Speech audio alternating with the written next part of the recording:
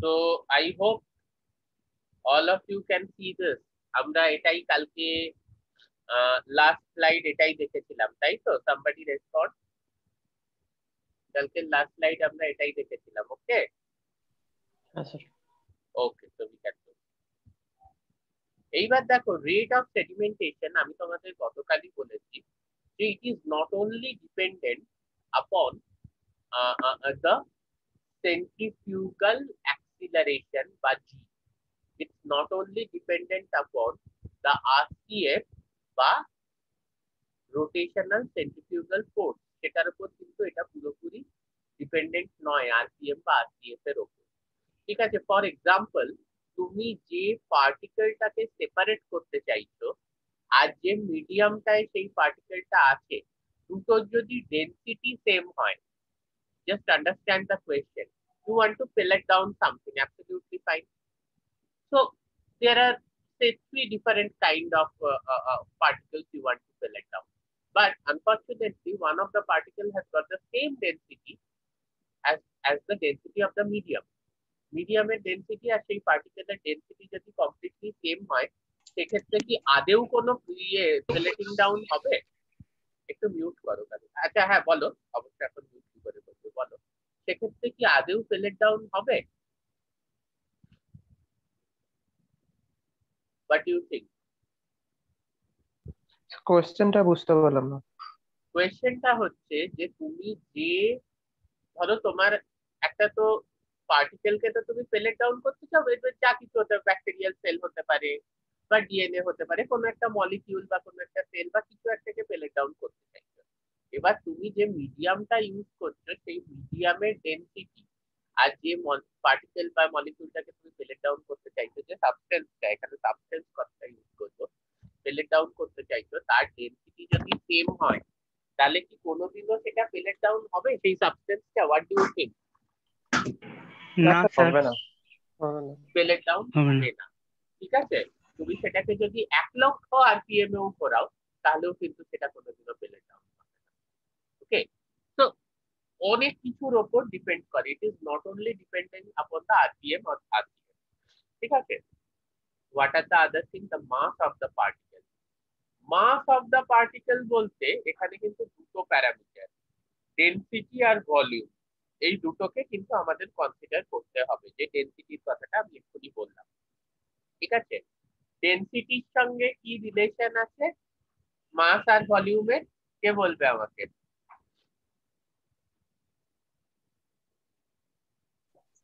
D is equal to m by v. Okay, very good, D is equal to m by v.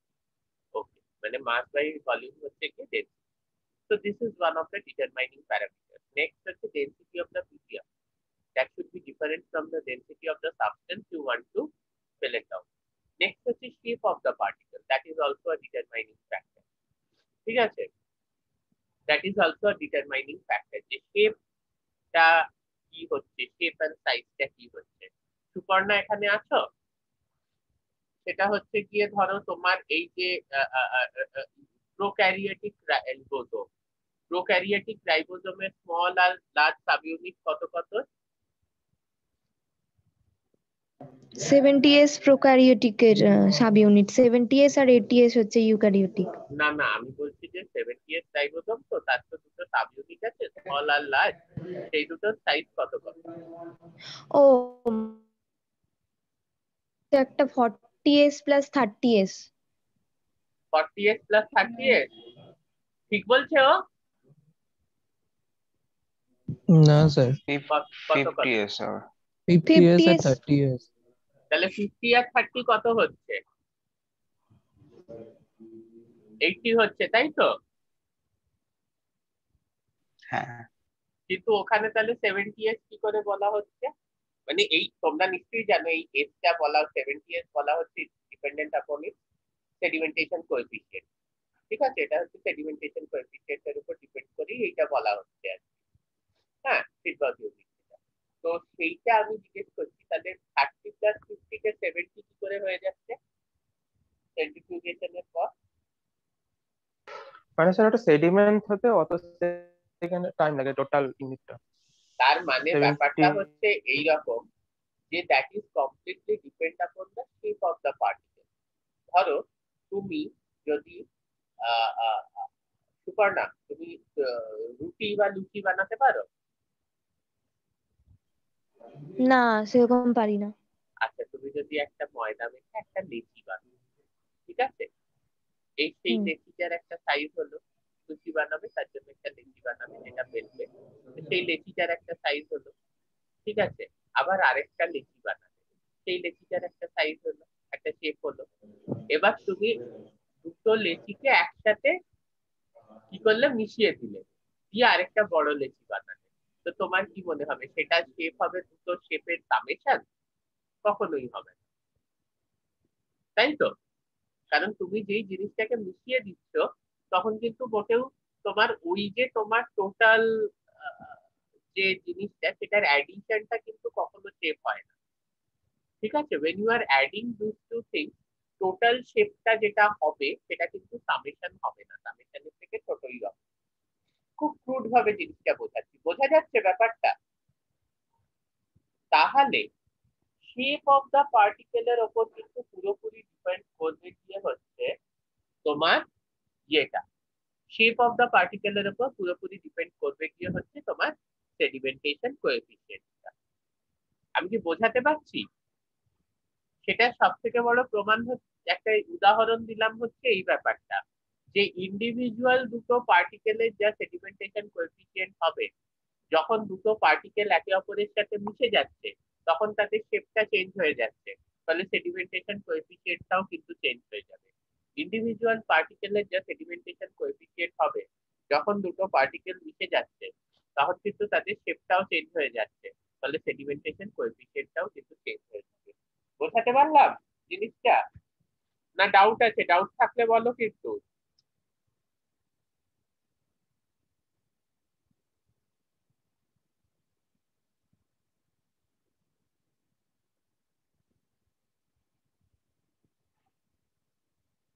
কি হলো? না sir, বুঝেছি। ওকে ওকে, very good.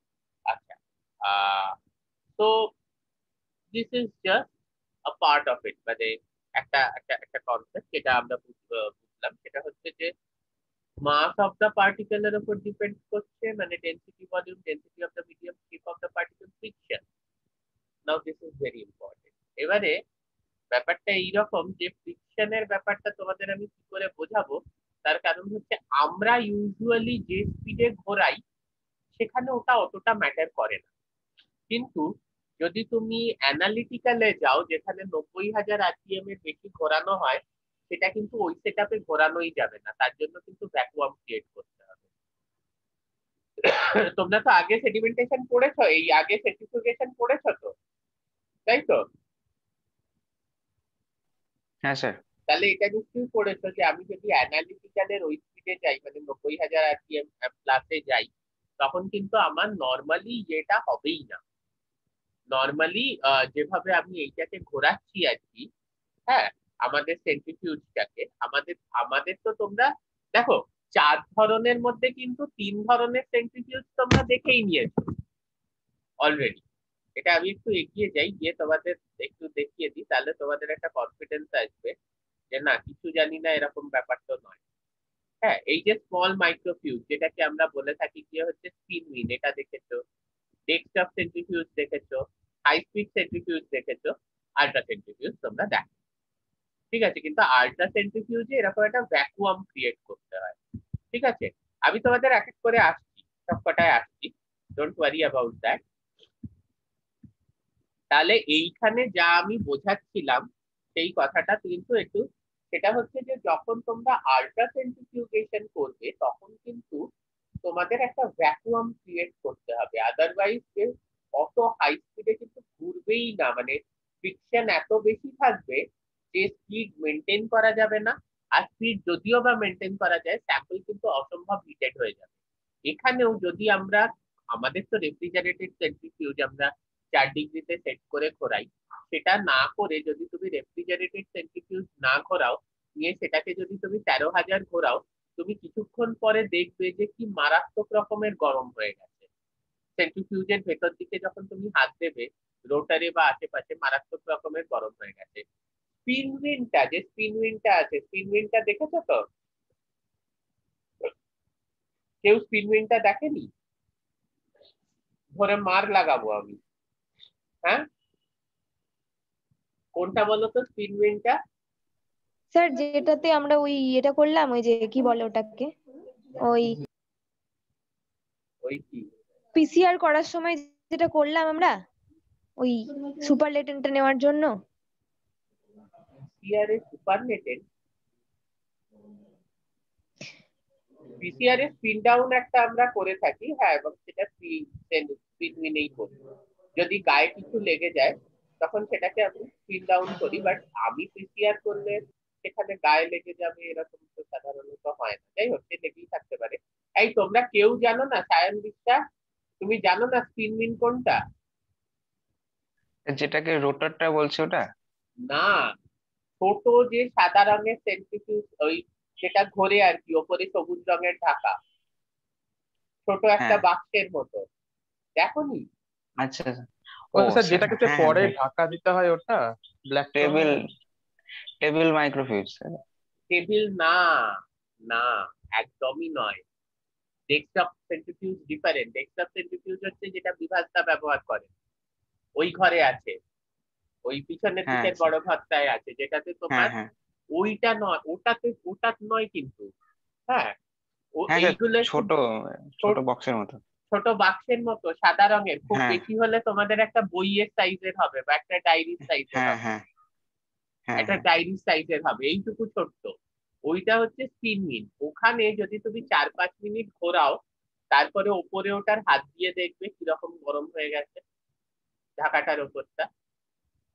কিংবা যদি room টেম্পারেচারে তুমি ঘোরাও, ডেস্কটপ সেন্ট্রিফিউজ যেটা বুঝতে পারবে না, কারণ ডেস্কটপ সেন্ট্রিফিউজের তত স্পিড নেই। ওখানে বিভাগটা খুব বেশি হলে 3000-4000-এ ঘোরা, ও তো অত স্পিডই নেই, ওই স্পিডে তো তোমার অত গরম হবে না। কিন্তু এই যে বড় সেন্ট্রিফিউজ যেটা আমাদের আছে, হ্যাঁ, এই সেন্ট্রিফিউজটাই যদি তুমি ঘোরাও মোটামুটি ওই 13,000 না, উঠবে না, 12,000-এ ঘোরাও, রুম টেম্পারেচার মেনটেন করবে, দেখবে রোটার এবং চারদিক মারাত্মক গরম হয়ে গেছে। তো তুমি বলতে স্যার গরম হলে কি হবে, জ্বলে যাবে? আপনার রোটারটা জ্বলে যাবে না, রোটারটা জ্বলে যাবে না। যেটা হচ্ছে সমস্যাটা, সেটা হচ্ছে যে তোমার ভেতরের স্যাম্পলটা নষ্ট হয়ে যাবে। কারণ তুমি, জাস্ট হ্যালো, আমি ক্লাস নিচ্ছি। হ্যাঁ, হ্যাঁ, আমি ক্লাস নিয়ে কল করছি। হ্যালো, হ্যাঁ, তো স্যাম্পলটা নষ্ট হয়ে যাবে, কারণ if the sample gets heated, the protein, DNA, whatever you are extracting, or the cells for that matter will get damaged. ওকে, তো এই যে ফ্রিকশনটা বলবে, তাহলে তুমি বলবে স্যার এটা সেডিমেন্টেশন রেটকে কিভাবে কন্ট্রোল করে। ফার্স্ট অফ অল হচ্ছে এই ব্যাপারটা একটু বুঝতে হবে। এখানে যে ফ্রিকশনটার কথা বলেছে, সেই ফ্রিকশনটা অনেকভাবে কন্ট্রোল করে। 1 নম্বর হচ্ছে যে তুমি হাই স্পিডটা মেনটেন করতে পারবে না। হ্যাঁ, এবং তো বলবে যে ঠিক আছে স্যার, আপনি বলছেন 13,000 বা 12,000 মেনটেন হবে না, 11,900 আরপিএম ঘুরবে, 11,900 12,000-এ ঘুরবে, তাতে অসুবিধাটা কি? আপনি বলছেন 12,000-এ হবে, প্লেটিং ডাউন 11,900-এ হবে না, অসুবিধা আছে। এটা কিন্তু এক ধরনের ফ্রিকশনের কথা বলছি, যেটা বাইরে, এয়ার ফ্রিকশন ইত্যাদি, তার জন্য যে সমস্যাটা হবে, সেটা হচ্ছে যদি স্পিড ফ্লাকচুয়েট করে, তখন কিন্তু তোমার যে সেডিমেন্টেড পেলেটটা সেটা ডিস্টার্ব হয়ে যায়। ও যদি ইউনিফর্ম অ্যাক্সিলারেশন, ইউনিফর্ম ডিসিলারেশন না হয়, দেখবে একটা অভ্যেস থাকে অনেক স্টুডেন্টদের, যখন মানে ওই বড় ছোট সেন্ট্রিফিউজটা যেটা স্পিন উইন্ডটা, সেটাকে হাত দিয়ে থামিয়ে দিল, এই হাত দিয়ে থামিয়ে দিতে কি কি সমস্যাটা হয়, মানে ধরো স্পিন উইন্ডটাকে তুমি স্টপ করলে, ওটা ঘুরছে, আস্তে আস্তে থামছে, হট করে হাত দিয়ে ধরে থামিয়ে দিলে, এই হাত দিয়ে ধরে থামালে কি অসুবিধাটা হয় বলো তো? ওই যে ঝটকাটা লাগবে, ওই ঝটকায় পেলেটটা ডিস্টার্ব হয়ে যায়। যার জন্য যদি ইউনিফর্ম অ্যাক্সিলারেশন, ইউনিফর্ম ডিসিলারেশন এবং ইউনিফর্ম একটা স্পিড মেনটেন না হয়, তাহলে কিন্তু তোমার পেলেটটা খুব ইজিলি ডিস্টার্ব হয়ে যাবে। So you have to maintain a uniform speed. ঠিক আছে, ফ্রিকশনের সেই সমস্যাটা হয়। তো এই যে ফ্রিকশন ব্যাপারটা যদি থাকে, হ্যাঁ, it really affects the sedimentation. এইবারে তোমার যে জিনিসটাকে তুমি ধরো you have a media, you have some substances within it, এবার সেটা পেলেট ডাউন হচ্ছে, এবার সে তার মধ্যে ফ্রিকশন হতে পারে, দ্যাট ইজ মোর ইম্পর্টেন্ট, সেটাও কিন্তু এফেক্ট করবে পেলেটিং ডাউন। তো মানে বেসিক্যালি তোমার মিডিয়ার মধ্যেও তো ডিফারেন্ট পার্টিকেলস আছে, ডিফারেন্ট মলিকিউলস আছে, এবার তাদের মধ্যেও কিন্তু ফ্রিকশন হতে পারে, যেটা কিন্তু এবং হতে পারে মানে এটা তো হবেই, এটাকে প্রিভেন্ট করা তোমার হাতে কোনো উপায় নেই।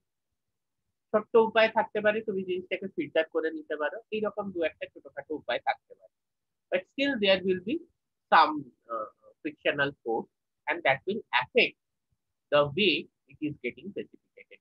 একটু বলছি ব্যাপারটা, যে তোমাদের এখনো যদি মাথায় না ঢোকে, হয়তো বাইরেরটা মাথায় ঢুকে গেল, যে যদি এয়ার ফ্রিকশন হাই স্পিডে খুব বেশি হয়, স্পিডটা মেনটেন হয় না, যার জন্য একটা ধাক্কা খায়, আর ধাক্কা খেলে পেলেটটা ডিজলভ করছে, কিন্তু ভেতরের ফ্রিকশনের ব্যাপারটা ঠিক আছে।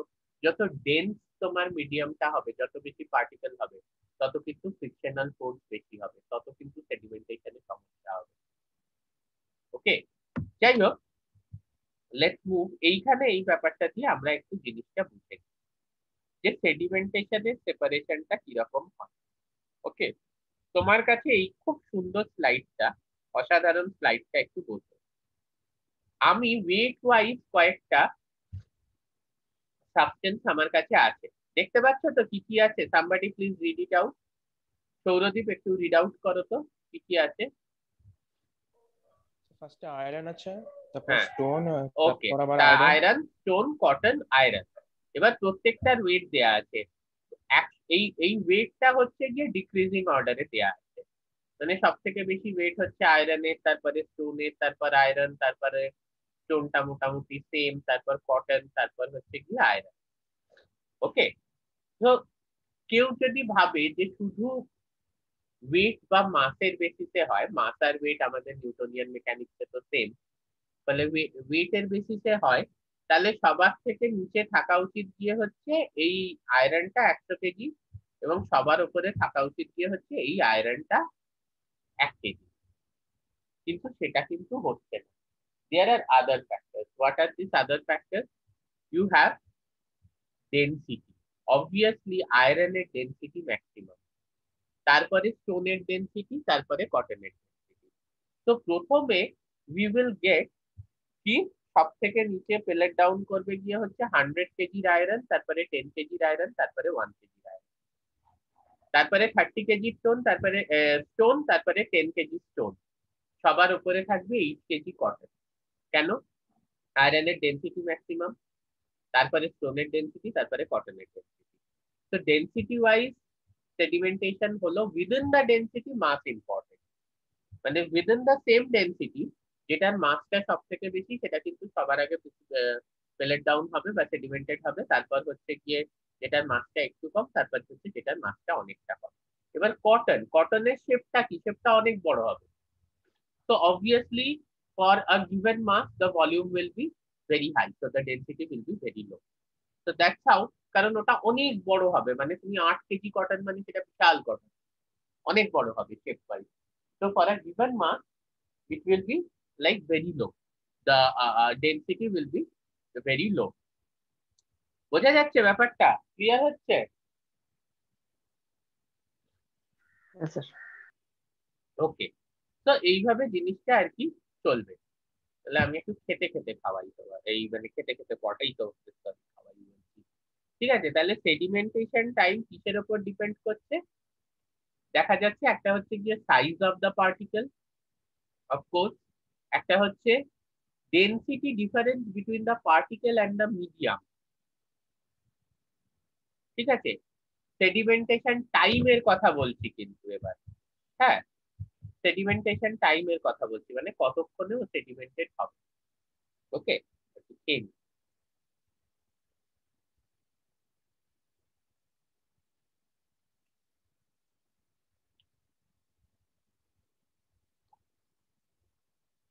একটা হচ্ছে গিয়ে size of the particle, size মানে পার্টিকেলের সাইজটা কি। 8 কেজিরই দুটো হতে পারে, কিন্তু 8 কেজির যে তোমার আয়রন এবং 8 কেজির কটন সেই দুটো সাইজ সেম হবে। কটনটা অনেক বড় হবে, যার জন্য তার ডেনসিটি কম হবে, সেটা কিন্তু সেডিমেন্ট হতে অনেক সময় লাগবে। ডেনসিটি ডিফারেন্স বিটুইন পার্টিকেল আর মিডিয়াম, যেটা বলছিলাম, যত বেশি ডিফারেন্স হবে তত কিন্তু সেডিমেন্টেশন তাড়াতাড়ি হবে। ওকে, তার কারণ হচ্ছে যদি ডেনসিটি সেম হয় তাহলে জীবনেও সেডিমেন্টেশন হবেই না। Radial distance from the axis of rotation to the liquid meniscus, যে আরটি যেটাকে আমরা বলছি, radial distance from the axis of rotation to the bottom of the tube, এই দুটো আপাতত মনে রাখো, কারণ এই দুটো এখন এক্সপ্লেন করতে গেলে আজকে ক্লাসটা এখানেই বেরিয়ে যাবে। এটা অঙ্ক দিয়ে যেভাবে এক্সপ্লেন করতে হবে, শুধু এইটুকু মনে রাখো যে আর, হ্যাঁ, আর এর ওপরও কিন্তু ডিপেন্ড করে গিয়ে হচ্ছে তোমার এই সেডিমেন্টেশন টাইমটা কতক্ষণ লাগছে। এটা এটা হচ্ছে গিয়ে যে এটা এক্ষুনি আমরা দেখবো যে রোটারটা বড় হলে কতক্ষণ লাগছে, রোটারটা ছোট হলে কতক্ষণ লাগছে। ঠিক আছে, মানে খুব সহজ ভাষায় এই জিনিসটা আমি যদি এইভাবে বলি যে একটা স্পিন উইনে, একটু বুঝে নাও, স্পিন উইন যেটার কথা আমি বলছিলাম, যে তোমাদের একটা বইয়ের সাইজের মাইক্রোসেন্ট্রিফিউজ, যেটা একটা বইয়ের সাইজের মাইক্রোসেন্ট্রিফিউজ যেটা, সেটাতে আমি যেহেতু সেটা রোটারটা খুব ছোট, 10,000 আরপিএম এ 5 মিনিটে যে জিনিসটাকে প্রেসিপিটেট করব, আমি যদি ওই বড় সেন্ট্রিফিউজ যেটা আমরা ইউজ করি সেটাই প্রেসিপিটেট করি, তাহলে 6,000 আরপিএম এ 5 মিনিটে সেই সেম জিনিস সেডিমেন্টেশন হয়ে যাবে। আর আরপিএমটাকে সেম করে, যেহেতু আমরা সেডিমেন্টেশন টাইম নিয়ে ডিল করছি, 10,000 আরপিএম এ 5 মিনিটে যে জিনিসটা প্রেসিপিটেট হবে গিয়ে হচ্ছে মাইক্রোসেন্ট্রিফিউজ বা স্পিন উইনে, 10,000 আরপিএম এ 3 মিনিটে সেই জিনিসটা প্রেসিপিটেট হবে গিয়ে হচ্ছে আমাদের বড় সেন্ট্রিফিউজটাই। কেন? বড় সেন্ট্রিফিউজটার ক্ষেত্রে আর ভ্যালুটা অনেকটা বেশি। ওকে, বড় সেন্ট্রিফিউজটার ক্ষেত্রে আর ভ্যালুটা অনেকটা বেশি, কারণ রোটারটা বড়, ফলে definitely radial distance from the axis of rotation to the liquid meniscus বেশি হবে, also radial distance from the axis of rotation to the bottom of the tube বেশি হবে, দুটোই বেশি হবে, কারণ বেসিক্যালি রোটারটা অনেক বড়। তো এখানে টেক হোম মেসেজ হচ্ছে সেডিমেন্টেশন টাইম তত কমবে যত আরটি এবং আরবি বাড়বে, সেডিমেন্টেশন টাইম তত কমবে, আবার মন দিয়ে শোনো, যত আরটি বা আরবি বাড়বে, যার জন্য বড় রোটারে সেম স্পিডে অনেক তাড়াতাড়ি সেডিমেন্টেশন হবে কম্পেয়ার টু ছোট রোটারে আমরা যদি সেই জিনিসটা সেই টাইমে ঘোরাই, কম্পেয়ার সেই স্পিডে ঘোরাই। বড় রোটারে সেম স্পিডে অনেক তাড়াতাড়ি সেডিমেন্টেশন হবে কম্পেয়ার টু ছোট রোটারে আমরা যদি সেই স্পিডে জিনিসটা ঘোরাই। ওকে, অবভিয়াসলি সেডিমেন্টেশন টাইম কমবে আরটি বা আরবি যত বাড়বে, ডেনসিটি ডিফারেন্স যত বেশি হবে তত কমবে, সাইজ মানে ডেনসিটি যেটা আমরা বলে থাকি সেটা যত বেশি হবে তত কিন্তু তাড়াতাড়ি সেডিমেন্টেশন হবে। আর ডেনসিটি ডিফারেন্স পার্টিকেল আর মিডিয়ামের মধ্যে যত বেশি হবে তত তাড়াতাড়ি কিন্তু সেডিমেন্টেশন ডিফারেন্স হবে, তার এই সেডিমেন্টেশন ডিফারেন্সটা যত বেশি হবে density between the particle and the medium. Okay, দেখো এইখানে পুরো জিনিসটা দেয়া আছে যেটা আমি বললাম, more dense a biological structure faster its sediment in the centrifugal force, যত বেশি ডেন্স হবে তত তাড়াতাড়ি ইয়ে হবে। more massive a biological structure faster its sediment in the centrifugal field. Of course, denser the buffer system, slower particle move, friction সমস্যাটা তোমাদের আগেই বললাম যে মিডিয়ামটা যদি খুব ডেন্স হয় তাহলে কিন্তু পার্টিকেল মুভমেন্ট খুব স্লো হবে। হ্যাঁ, কেন না? Greater the frictional coefficient slower a particle will move, সেক্ষেত্রে ফ্রিকশন খুব হবে এবং স্লো মুভ করবে। যত সেন্ট্রিফিউগাল ফোর্স হবে পার্টিকেল তত তাড়াতাড়ি সেডিমেন্ট করবে।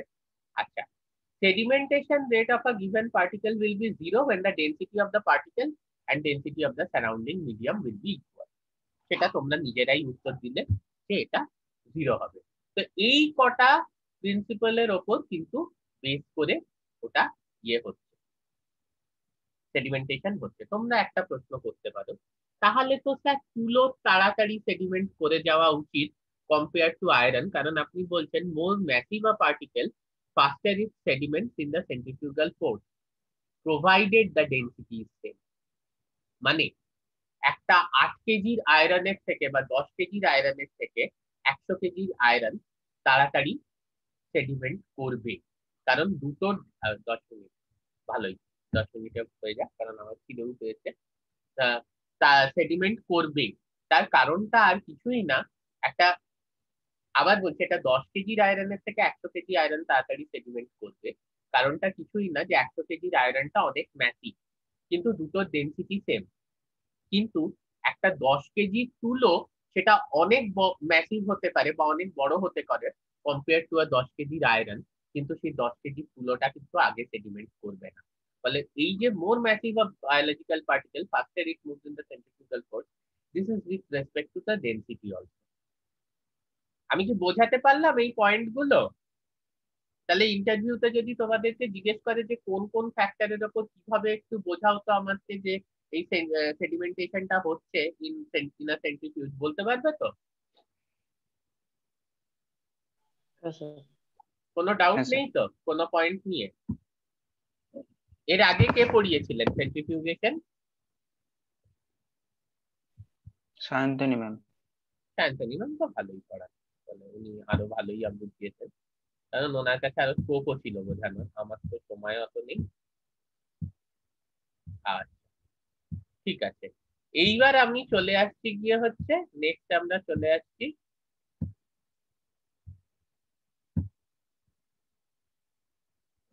Common features of centrifuges is the central motor, মোটরটা মাঝখানে থাকে, দ্যাট স্পিনস, মানে মাঝখানের থেকে মনে করে দেখো ওই যে লোহার যে ইয়েটা, একটা সিলিন্ড্রিক্যাল লোহার রডের মতো যেটার উপরে রোটারটা বসানো হয় এবং রোটারটা ঘুরতে থাকে, ঠিক আছে? সেইটা একটা সেন্ট্রাল মোটর দিয়ে ওইটাকে ঘোরানো হচ্ছে এবং তার উপরে রোটার চাপানো হয় যেটা স্যাম্পল গুলো ক্যারি করে। এবার রোটার ডিফারেন্ট, এবার সেন্ট্রিফিউজ ডিফারেন্ট টাইপের হতে পারে, desktop centrifuge, high speed centrifuge, ultra centrifuges. আমি এক একটা তোমাদের দেখাবো। এই নিয়ে আল্ট্রার মধ্যে আবার অ্যানালিটিক্যাল প্রিপারেটিভ হতে পারে, I show you each one of them, so don't worry about this. Types of rotor, একটা হচ্ছে গিয়ে ফিক্সড অ্যাঙ্গেল রোটার, ঠিক আছে? একটা হচ্ছে গিয়ে ভার্টিক্যাল টিউব রোটার, একটা হচ্ছে সুইঙ্গিং বাকেট রোটার। তোমরা এর মধ্যে কোন রোটার গুলো ব্যবহার করেছো আমাকে একটু বলো তো, কোন রোটারটা ব্যবহার করেছো বলো? রোটার মানে হচ্ছে যেটা বসাই, আর যেটা স্পিন বিন বা তোমার ওই ডেস্কটপের ক্ষেত্রে অলরেডি ফিক্সড অ্যাঙ্গেল রোটার। অফকোর্স ফিক্সড অ্যাঙ্গেল রোটার মোটামুটি 14.4 থেকে 15 ডিগ্রি এরকম একটা অ্যাঙ্গেলে থাকে, ঠিক আছে? তো এইখানে তুমি দেখো যে ফিক্সড অ্যাঙ্গেল রোটার মানে রোটারটা কিন্তু, যে তুমি যে স্যাম্পল গুলো বসাচ্ছ সেটা কিন্তু ভার্টিক্যালি বসছে না, যে স্যাম্পলস গুলো তুমি বসাচ্ছ সেটা কিন্তু ভার্টিক্যালি বসছে না। ভার্টিক্যাল টিউব রোটারে সেটা ভার্টিক্যালি বসে, বাট এইটা আমরা কিন্তু ব্যবহার করি না। দেখবে সবসময় একটু কাত হয়ে বসান, মনে করে দেখো একটু কাত হয়ে বসানো থাকে তো, মাইক্রোফিউজ গুলো যেগুলো আমরা বসাই একটু কাত করা থাকে তো, হ্যাঁ স্যার। বা টিউব বা টেস্ট টিউব যেগুলো বসানো হয় কাত করা থাকে। তো we use this fixed angle rotor, ওই অ্যাঙ্গেলটা কিন্তু আমরা চেঞ্জ করতে পারি না। ভার্টিক্যাল টিউব রোটার আমরা কখনো ব্যবহার করিনি, এখানেই অ্যাঙ্গেলটা থাকে না, এখানেই অ্যাঙ্গেলটা থাকে না, এখানে স্ট্রেট ভার্টিক্যালি বসানো থাকে টিউব গুলো। আরেকটা হচ্ছে সুইঙ্গিং বাকেট রোটার, যেই ঘুরবে, ওই যে কালকে উদাহরণ দিচ্ছিলাম একটা বাচ্চাকে ঘোরানো যদি আমরা শুরু করি, সে যদি মাটির কাছাকাছি থাকে, এবার যেই স্পিড বাড়াচ্ছি কি হচ্ছে আস্তে আস্তে এটা উঠতে উঠতে এরকম ভার্টিক্যাল হয়ে যাচ্ছে, ঠিক আছে? আস্তে আস্তে এই যে উঠতে উঠতে উঠতে উঠতে এটা এরকম ভার্টিক্যাল হয়ে যাচ্ছে। তাহলে এর ক্ষেত্রে কিন্তু একটু ওই আর ভ্যালুটা একটু চেঞ্জিং হয়, যেটা আমি তোমাদের বলছিলাম যে বাকি সব ক্ষেত্রে যে আর ভ্যালুটা সেটা কনস্ট্যান্ট থাকে, কিন্তু এর ক্ষেত্রে কিন্তু আর এর তিনটে ভ্যালু, একটা হচ্ছে আর মিনিমাম, একটা হচ্ছে আর ম্যাক্সিমাম, আরেকটা হচ্ছে গিয়ে আর average. Okay, depending upon the speed, ওটা যেই ঘুরবে, তোমরা জানোই এই জিনিসটা সুইঙ্গিং বাকেট রোটার, যেহেতু সুইঙ্গিং বাকেট রোটারটা এটা কিন্তু এরকম ভার্টিক্যাল হয়ে যাবে, সুইঙ্গিং বাকেট রোটারটা ভার্টিক্যাল হয়ে যাবে কারণ এটা মুভ করতে পারে। তো ফিক্সড অ্যাঙ্গেল রোটার, ভার্টিক্যাল টিউব রোটার, যেটা আমরা কখনো ইউজ করিনি, বাট অ্যাঙ্গেলটা থাকবে না, এটা ভার্টিক্যালি থাকবে, এটা সুইঙ্গিং বাকেট রোটার। এই যে তিনটেই তোমরা দেখতে পাচ্ছ, সেন্ট্রিফিউগাল ফিল্ড দিলে এই তিনটেতে কিভাবে সেপারেশন হবে সেটা এই ছবিতে দেয়া আছে। এই দেখো এখানে এগুলো পড়ে নাও। টিউবস আর হেল্ড, যেটা আমি বলছিলাম যে মোটামুটি তোমার 14 থেকে 40 ডিগ্রি এই অ্যাঙ্গেলে, মানে 15 ডিগ্রিতে কম হলে থাকে, বা 25 ডিগ্রি, 20 ডিগ্রি, 25 ডিগ্রি, 30 ডিগ্রি, 14 থেকে 40 ডিগ্রি অ্যাঙ্গেলে কিন্তু এই রোটার গুলো থাকে। ওকে, particles move radially outward, travel a short distance, useful for differential centrifugation. Reorientation of the tube occurs during acceleration and deceleration of the rotor. এইটা একটা সমস্যা একটু ফিক্সড অ্যাঙ্গেল রোটার নিয়ে, যে অ্যাক্সিলারেশন ডিসিলারেশনটা যদি স্মুথ না হয়, যেটা হাই স্পিডের ক্ষেত্রে অনেক সময় স্মুথ হয় না, তখন there is a reorientation of the tube. That is one of the problem. But differential centrifugation এর ক্ষেত্রে কিন্তু আমরা ইউজুয়ালি ইউজ করে থাকি গিয়ে হচ্ছে এই ফিক্সড অ্যাঙ্গেল রোটার। আর ভার্টিক্যাল টিউব রোটার, এটা যেটা বলছিলাম head vertical to the rotor Axis, এটা যেমনি 14 থেকে 40 ডিগ্রি অ্যাঙ্গেলে ছিল, এটা তা না, vertical to the rotor Axis, particles move short distance. হ্যাঁ, আর কি টাইম অফ সেপারেশন শর্টার। এখানে ডিসঅ্যাডভান্টেজ হচ্ছে যে পেলেটটা গুলে যায়, অনেক সময় পেলেটটা কিন্তু গুলে যায়, যার জন্য ভার্টিক্যাল টিউব রোটার কিন্তু খুব একটা ব্যবহার করা হয় না। This is one of the problem. ওকে,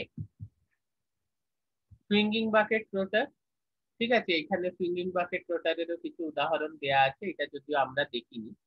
ঠিক আছে, আমরা জানি যে যেই অ্যাক্সিলারেট করে, সরি আমি ভার্টিক্যাল ভার্টিক্যাল বলছিলাম, তখন এই ভার্টিক্যালের থেকে হরিজেন্টাল পজিশনে চলে আসে, this is the vertical position, এখান থেকে হরিজেন্টাল পজিশনে চলে আসে যেই অ্যাক্সিলারেট করে সেন্ট্রিফিউজটা।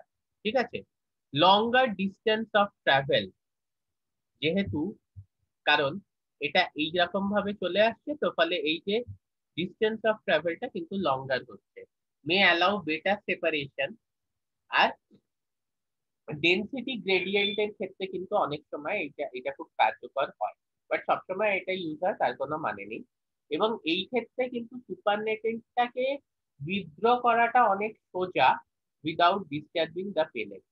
নর্মালি ডেনসিটি গ্রেডিয়েন্ট সেন্ট্রিফিউগেশনের ক্ষেত্রে এটা ব্যবহার করা হয়, কারণ এক্ষেত্রে তোমার একটা সেপারেশনটা অনেক বেটার হয়, কারণ আমরা জানি যে আর ম্যাক্সটা অনেকটা বেশি, আর ম্যাক্সটা অনেকটা বেশি। এইখানে দেখো এইটুকু হচ্ছিল গিয়ে যদি ভার্টিক্যাল রোটার হতো, বা ইভেন যদি অ্যাঙ্গেল হতো, ফিক্সড অ্যাঙ্গেলও হতো, তখন কিন্তু আর ভ্যালুটা খুব কম হতো, এক্ষেত্রে কিন্তু আর ম্যাক্সটা অনেকটা বেশি, ফলে সেপারেশনের জন্য পার্টিকেলসকে অনেকটা লং ডিস্টেন্স ট্রাভেল করতে হচ্ছে, তো সেপারেশনটা অনেক বেটার। আর 2 মিনিট, এই যে এখানে দেয়া আছে কিভাবে সেপারেশন গুলো হচ্ছে, ছবিটা দেখে নিও। স্মল মাইক্রোফিউজেস যেটার কথা বলছিলাম, যে স্পিন রিন আমাদের একটা এটার এক্সাম্পল। ঠিক আছে, এইরকম ইউজ করা যায় 8000 থেকে 13000, আমাদের 10,000 অব্দি ইউজ করা যায়, ওই যে বইয়ের সাইজের স্পিন রিনটা, যেটা মাইক্রোসেন্ট্রিফিউজ। ডেস্কটপ সেন্ট্রিফিউজ যেটা বিভাস স্যার ইউজ করেন, বড় ল্যাবে রাখা আছে। এটার সমস্যা হচ্ছে এখানে কোনো স্মল মাইক্রোফিউজেও যেমনি কোনো সেরকম টেম্পারেচার রেগুলেশন হয় না, এখানেও কোনো টেম্পারেচার রেগুলেশন হয় না। স্পিড ম্যাক্সিমাম 3000 থেকে 4000 তোলা যায়, তার বেশি তোলা যায় না।